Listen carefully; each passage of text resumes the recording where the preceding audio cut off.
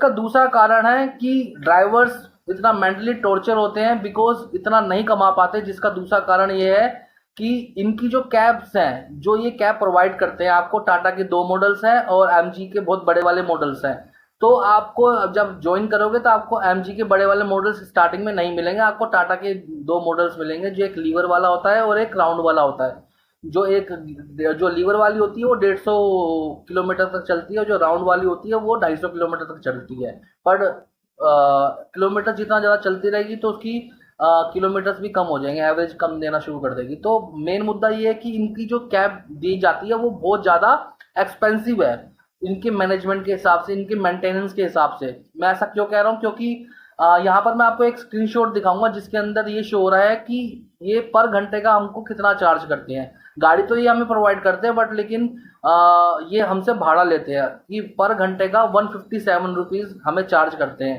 अगर आप कैलकुलेशन करो तो 157 रुपीज़ मल्टीप्लाई 11 आवर्स, 2 घंटे आपके निकाल दी जाएंगे अगर आप 14 घंटे का टाइम स्लॉट चूज किया तो आपने, क्योंकि 11 घंटे के हिसाब से ही आपको चार्ज करेंगे। 2 घंटे जो होता है वो चार्जिंग के लिए होता है, उसको हटा दे देते हैं। तो अगर 11 घंटे के हिसाब से मल्टीप्लाई 157 किया जाए तो ये कम से कम मेरे ख्याल से आसपास 2500 से 2700 एक दिन का भाड़ा ये हमसे लेते हैं। सो अगर उसको महीने का कैलकुलेशन करेंगे तो वो 42,000 तक जाएगा।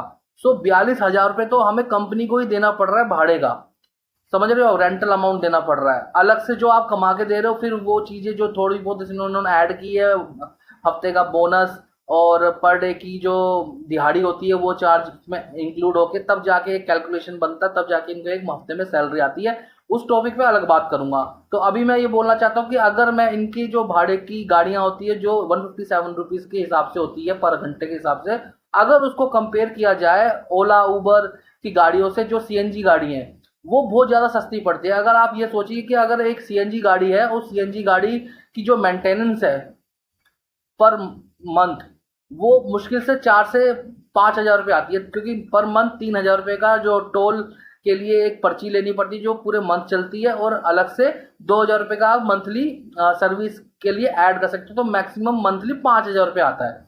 और मंथली कोई भी सर्विस नहीं कराता तो 2-2.5 महीने में सर्विस कराता है। तो उसका कैलकुलेशन निकाल के मैंने मंथ का पूरा खर्चा बताया आपको।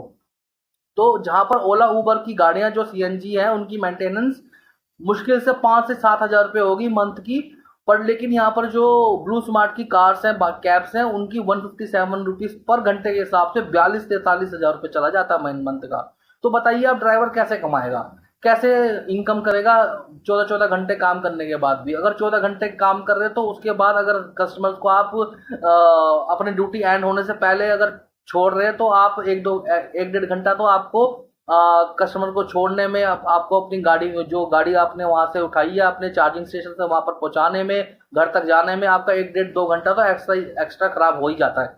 तो उसका तो कोई काउंट ही नहीं होता। इसलिए मैं कह रहा हूँ कि जो कैब फैसिलिटीज के अंदर जो कैब भाड़ा का इशू है वो बहुत ज़्यादा इशू है, जिसकी वजह से डिडक्शन होता है। वो कंपनी का ऐसा कहना जरूरी है क्योंकि वो 157 रुपीज़ इसलिए चार्ज कर रही है क्योंकि ये एक बैटरी कार्स है और इनके लिए इन्होंने अलग अलग स्टेशन बना रखे हैं, चार्जिंग स्टेशन पूरे एनसीआर के अंदर, जहाँ पर पूरा एक हब होता है, पूरा एक फ्लोर खरीदा जाता है, जहाँ पर उस फ्लोर का रेंट भी देना पड़ता है, और वहाँ पर जो एम्प्लॉयज़ काम कर रहे हैं उनका चार्जेस अलग है, वहाँ की बिजली का चार्जेस अलग है, और वहाँ की मेंटेनेंस, बैटरीज जो इतनी हैवी लगा रखी है जिससे गाड़ी चार्ज होती है, उसको पूरा मुझे लगता है कैलकुलेशन करके उन्होंने 157 रुपीज़ किया। पर लेकिन यहाँ पर ड्राइवर्स को बहुत ज़्यादा महंगा पड़ता है।